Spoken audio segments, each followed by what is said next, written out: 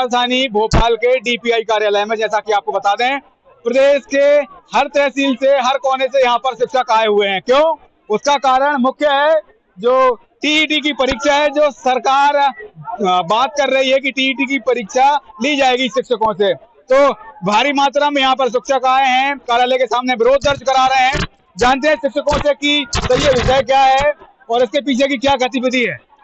TET exam के विरोध में हम लोग यहाँ पर उपस्थित हुए हैं और टेट का हम एग्जाम दे सकते हैं, मगर हम जो टीचर हैं, हम लोग जो सभ्य समाज निर्मित करते हैं और बनाते हैं समाज को, तो हम परीक्षा से नहीं घबरा रहे। लेकिन जो हमको परीक्षा थोपी जा रही है वो गलत है, क्योंकि सबकी लगभग उम्र पूरी हो चुकी है, 50-55 के लगभग हैं, बच्चे बड़े हो गए हैं और उनकी शिक्षा, और यदि मान लो सरकार हमको निकाल देती है टेट परीक्षा के उसमें, तो फिर हम लोग क्या कर पाएंगे, इसलिए हम ये विरोध दर्ज करा रहे हैं। तो शिक्षकों का कहना है कि इतने साल नौकरी करते हो गए, लेकिन अब एक परीक्षा के चलते इन्हें बाहर निकाल दिया जाएगा, तो इनकी आगे आने वाले कल का क्या होगा, इनके परिवार का क्या होगा, इनका भरण पोषण कैसे होगा।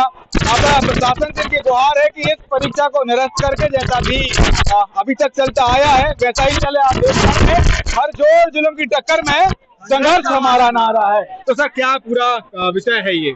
हम लोगों को 25-26 साल हो गए इस जॉब में, लेकिन फिर भी शासन हमारी टेट परीक्षा लेना चाहती है, लेकिन हम लोग परीक्षा में काबिल है, इसलिए ही तो हम बच्चों को पढ़ा रहे हैं। हमारा 25 साल का अनुभव हो गया, लेकिन फिर भी जैसे एक IAS है, उसकी एक बार परीक्षा होती है, लेकिन हम लोगों का अनुभव अभी आज भी जिंदा है, हम ऐसे पढ़ा सकते हैं। परीक्षा का विरोध कर रहे हैं, पुरजोर कोई भी अध्यापक परीक्षा नहीं देगा। तो क्यों नहीं देगा? मतलब क्या दिक्कत क्या जा रही है? दिक्कत ये जा रही है कि जो आज 25 वर्ष का युवा है, वो युवा की परीक्षा ले तो टैलेंट होता है, लेकिन वो नवयुवक होता है। और हमारा शिक्षक साथी आज 25-25 साल सेवा दे चुके हैं, तो वो परीक्षा देने में थोड़ा सा उनका दिमाग कमजोर हो चुका है, इसलिए वो परीक्षा देने में नहीं कर पाएंगे। तो कई सारे विषय हैं, यहाँ पर महिला शिक्षक भी मौजूद है, जिनसे जानने का प्रयास करते हैं कि पूरा विषय क्या है। मैडम, और ये परीक्षा न देने के पीछे क्या कारण मानती हैं आप? क्या पूरा आज का विषय है जो आप प्रदर्शन कर रहे हैं? टीईटी परीक्षा निरस्त करने के लिए।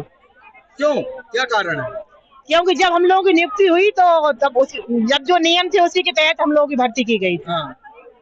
तो ये जो परीक्षा सरकार कह रही है, यदि सरकार ने आपकी मांगे नहीं मांगी तो आगे क्या प्रोसीजर होने वाला है? आगे आंदोलन किया जाएगा। आगे आंदोलन? क्या नाम है, कहाँ से आए आप? हम आदमपुर छावनी। कितना समय हो गया आपको? हम लोगों को 27 साल। 27 साल हो गए, और अब ये पेपर देना है आपको। क्या आप इस पेपर में क्या कठिनाई महसूस कर रही हैं? क्या कठिनाइयां हैं?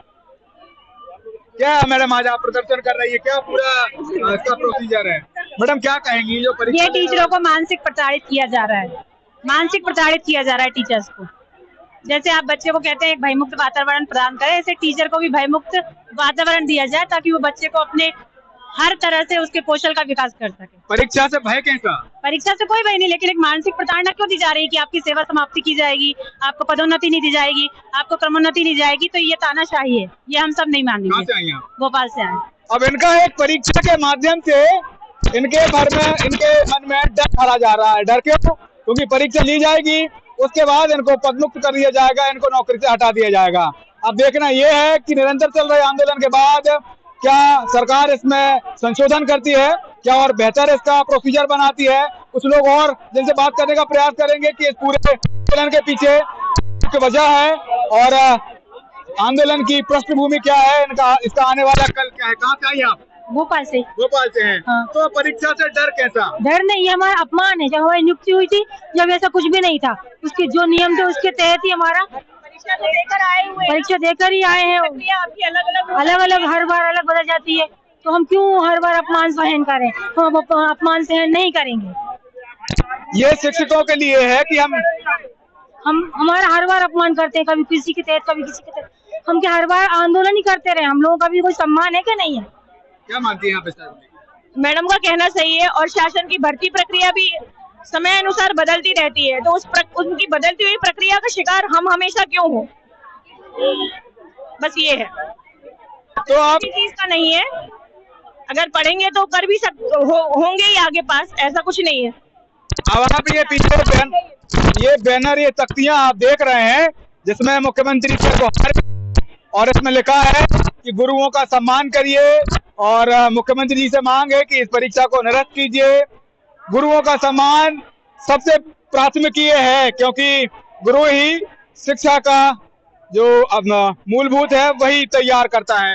ये पूरा जो प्रदर्शन कर रहे हैं आप लोग, क्या डर है, सरकार से क्या मांगे हैं आपकी? सर, हम लोग टेट के विरोध में यहाँ एकत्रित हुए हैं। हम लोग सब हाईली क्वालिफाइड, हमारी जो सेवा शर्तें हैं उनको पूर्ण करके आए हैं। बीएड, एमएड, पीएचडी होल्डर तक है यहाँ पर। अचानक से ये आदेश निकाल देना कि आप अपनी योग्यता सिद्ध करो कि आप योग्य हो कि नहीं हो। तो ये बताइए कि यूपीएससी करने के बाद कोई दोबारा कलेक्टर का एग्जाम देता है क्या? कोई दोबारा चुनाव लड़के दोबारा से मंत्री बनता है क्या? तो ये सब चीजें जब नहीं होती है तो एक टीचर को आप क्यों प्रताड़ित कर रहे हैं? और हर तरीके से प्रताड़ित किया जा रहा है। एक तरफ हमारी एग्जाम लेने के लिए जुलाई की डेट दे दी, दूसरा हमें जनगणना पे लगा के रखा है। तो हम लोग कहीं भी इस तरह से कि मानसिक रूप से रात को नींद खुल जाती है तो नींद नहीं आती। इतने हमें 25 साल 26 साल हो गए नौकरी करते करते। अब आप हमसे कह रहे हो कि हम टीचर, हमारे पढ़ाए बच्चे कहाँ पहुँच गए? कोई पुलिस में है, कोई कहीं है। अब हम टीचर होके एग्जाम देंगे? आप बताइए। इस तरीके से मानसिक रूप से प्रताड़ित है सर हम लोग। तो वाकई विषय तो जायज लगता है, जायज इसलिए लगता है क्योंकि अब हमारी, इनका कहना है कि अब उम्र हो चुकी है, घर का परिवार चला रहे हैं, और ये सिर्फ शिक्षकों के लिए ही क्यों कि हम दोबारा से परीक्षा दें। ये तो सभी के लिए लागू होता है। वैसे नौकरी के बाद पुलिस वाले भी हैं, कलेक्टर भी हैं, एसडीएम भी हैं, तहसीलदार भी हैं, और भी अन्य विभाग हैं, लेकिन सिर्फ शिक्षक ही क्यों दोबारा परीक्षा देने को मजबूर हो। शिक्षक जो चुनाव की प्रक्रिया में रहता है, शिक्षक घर घर जाकर टिकल सर्वे करता है, कई सारी चीजें रहते हैं, जनगणना भी करता है, तो शिक्षक दोबारा परीक्षा क्यों दे? एक बात और कहना चाहूंगी, सर हमारी मतलब 26 साल की नौकरी में 20 साल की नौकरी को शून्य कर दिया। हमें 2000 हमारी 98 की पोस्टिंग है और हमें 2018 में नई नियुक्ति देके नया टीचर बना दिया। तो एक तरफ तो आप हमारी गणना वहाँ से करते हो और दूसरी तरफ हमें पदोन्नति क्रमोन्नति यहाँ से दे रहा हो, और हम जब पेंशन हो रहे हैं, जो रिटायर हो रहे हैं उनको पेंशन नहीं मिल पा रही है। तो ये सब दोहरी नीति क्यों हमारे साथ अपनाई जा रही है? भाई हम कौन सा गुनाह करा है टीचर बनके कि हमने कौन सी मतलब एक समाज सेवा का काम कर रहा है, इतनी मुश्किलों में विपरीत परिस्थितियों में बच्चे पढ़ा रहे हैं हम। तो इनका कहना है कि अब उम्र के साथ साथ हमारा एक्यू पावर ही कमजोर हो चुका है, तो हम परीक्षा कैसे देंगे? नहीं सर, परीक्षा देने के लिए तैयार हो जाएंगे, लेकिन उसके लिए हमें समय भी तो चाहिए। हमारी 10 जिम्मेदारियां हैं, उनको हम पूरा करते हुए हम इस परीक्षा के लिए कैसे तैयारी करें? शासन सोचे ना कि हमें समय दे उसके लिए।